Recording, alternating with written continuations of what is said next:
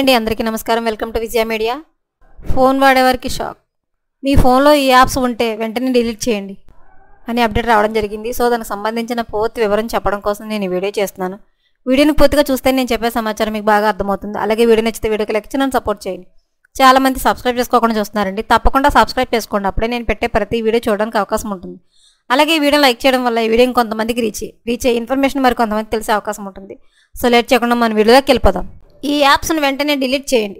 యూజర్లు ఫోన్లకు హానికరమైన 13 యాప్స్ను ప్లేస్టోర్ నుంచి గూగుల్ తొలగించింది. వీటిలో క్షమాలిసియస్ మాల్వేర్ ఉన్నట్లు మెకాఫీ మొబైల్ రీసెర్చ్ టీం గుర్తించింది. ఇవి యూజర్లకు తెలియకుండా కమాండ్ కంట్రోల్ సర్వర్లతో కమ్యూనికేషన్ ఏర్పరచుకుంటాయని పేర్కొంది.